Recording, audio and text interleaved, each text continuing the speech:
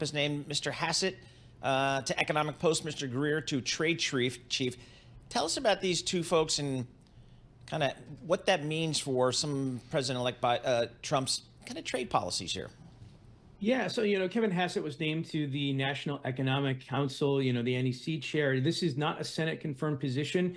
Think of this position as the policy wing of the White House when it comes to driving economic policy, which is different than what's known as the Council of Economic Advisors. Think of them as like the consultancy. So what Kevin Hassett is going to be tasked with is essentially just to drive economic reforms. And we think that most of that is going to be geared towards pushing tax reform through Congress. Not so much the trade space. There's a lot of other cooks in the kitchen when it comes to trade. So I think Kevin is going to be mostly focused on tax reform, but he could also play this idea of a shadow Fed chair, if Jerome Powell is still, if there's friction between the Fed chair, Jerome Powell, and President Trump.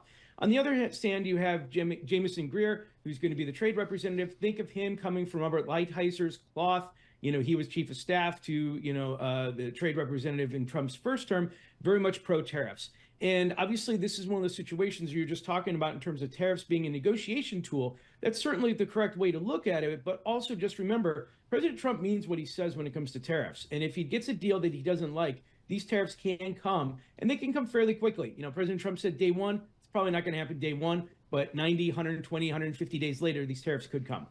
I'm more interested in the tax reform. You've got the 2017 Tax Cuts and Jobs Act, TCJA, sunsetting in 2025. So I guess the first order of business has to be to extend those tax cuts. And Nathan, that the part I care about the most is getting rid of the SALT cap that was put in place in 2017. How long do you think that all is going to take? And is it a done deal? Is it a slam dunk? No, so we're far away from the slam dunk. So if you talk to a Republican on Capitol Hill, they'll say, look, we're going to get this done. We're even going to start before Inauguration Day. Because remember, Congress comes in January 3rd. Now, you're going to see a lot of chatter getting it done within the first 100 days. I don't think they're going to be able to do it within the first 100 days because to extend these tax cuts, you're going to have to essentially figure out how to pay for $4 to $4.5 trillion worth of tax extensions. And that's not easy. There's a lot of things like the SALT deduction in particular. They may say, they being Republicans could say, well, let's just keep the SALT deduction where it is so that we can help pay for this and so forth. But the Republicans are only going to have probably a 4-person majority in the House. And you're going to need every single Republican on board to do this because they're going to use a process called reconciliation. Can you just step back and explain why do we have to pay for this stuff? I thought we were okay running trillions of dollars in deficits. Isn't that? And plus the tariffs are going to pay for it, right? So why? Well, that's the interesting thing. So in order to use reconciliation, you have to essentially get it through the Senate and parliamentarian, and it has to be budget neutral. Now, look, there's a lot of fuzzy math that can go into this. One is economic growth. They can just say 5-6% economic growth will pay for it. You've also heard people talking about throwing tariffs into the congressional record. The idea here is a 20% tariff, if authorized by Congress, could bring in around $2 to $2.5 trillion, which helps pay for that $4 to $4.5 trillion. But you got to get it close. So that's why a lot of people around town think that there's a potential that the corporate tax rate could actually increase, because for every percentage increase in the corporate tax rate, you're looking around $180 billion. And that's why we also think the IRA, which costs around $433 billion, is fairly cheap. Where I'm going with this is that there's a lot of people in Washington trying to figure out how to pay for this because you got to get it close in order for the process to work.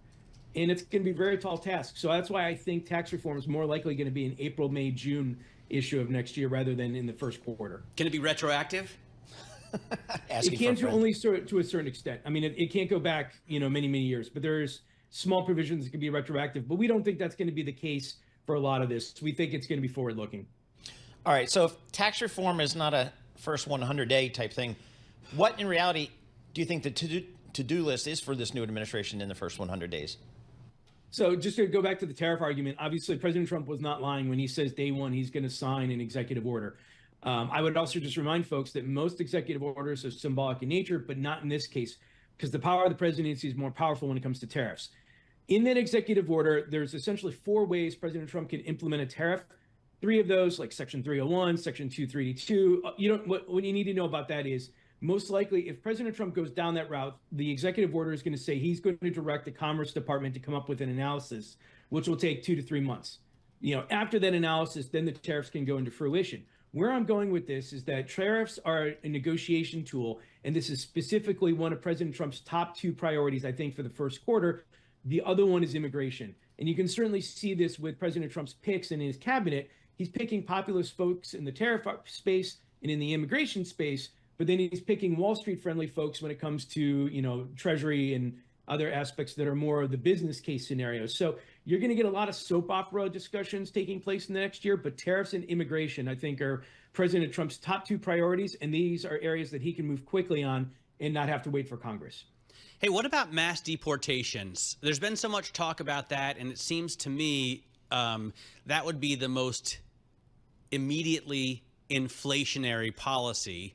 If you have 10 to 15 million workers all of a sudden having to leave the country, you need to hire someone else to do those jobs, and certainly at a higher rate. Is that really going to happen? It really depends on what President Trump is feeling. I mean, what we're telling our clients is just remember, for all the advisors that are out there, it really is President Trump that makes the ultimate call on this. But what I'll say is, from the immigration perspective, notwithstanding humanitarian issues, that is certainly something that the markets should be concerned about, because the power of the presidency is more powerful there. Now, I should also be said, logistically, it's going to be very much a difficult task to get it up to the point of 1 million per year, which is what President Trump has said. There's going to be a lot of fights in the news about, Washington, D.C. and the federal government versus Chicago and New York City and so forth like that over federal funding. But what we'll also say is that, logistically, it's going to be a challenge, but also every single person in Trump's cabinet is going to be whispering into his ear. And if he begins to see that the economic impact of this is not exactly what he wants, things can certainly change. President Trump is a transactional president. He's always willing to negotiate. He's always willing to deal.